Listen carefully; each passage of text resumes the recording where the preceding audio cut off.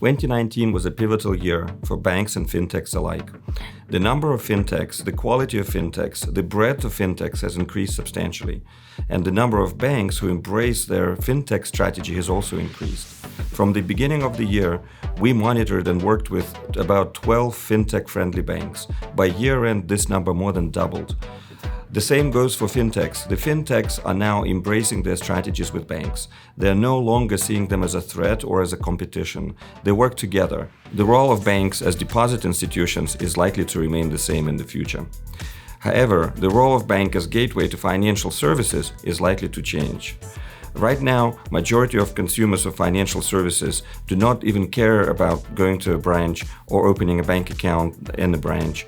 All they care about is that they have full access to the whole breadth of financial services on their mobile device. And that's likely to continue. Therefore, if you look at the trend that we inherited here in 2020, the fastest growing financial institutions or financial services providers in the world are challenger banks and fintechs.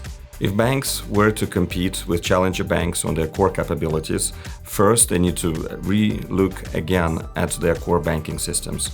Most of the core banking systems that exist in traditional banks were built in the 70s, 80s or 90s, whereas fintechs do not have any of this technology debt. Most of the architecture and infrastructure that fintechs rely on is an open infrastructure, API-driven, it's real-time, it has access to all fintech innovation that currently exists in the world. Traditional banks do not have that advantage. The primary qualities that banks should look at in fintechs are actually the same as when choosing any technology vendor. Openness and transparency are key. However, if you look in more detail at technology and fintech players especially, there are four main areas that one should look at. First one is the architecture. How open is the architecture? How future-proof is the architecture?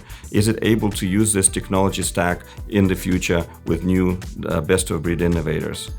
The second one is functionality. Does it deliver the full breadth of functionality that's required by your bank?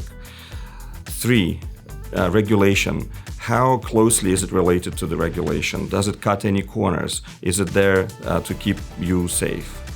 And fourth, most importantly, strategic alignment. There has to be strategic alignment between the fintech or any technology vendor for that matter, in order for it to be successful.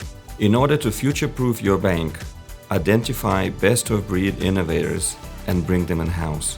Try to find a way to work together with them. Bring the entire breadth and depth of the entire ecosystem. There are a lot of fintechs out there.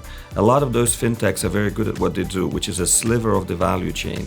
Bring several of them, find a way to work together with them, and this way you can deliver one joint value proposition in a seamless manner for the benefit of your consumers.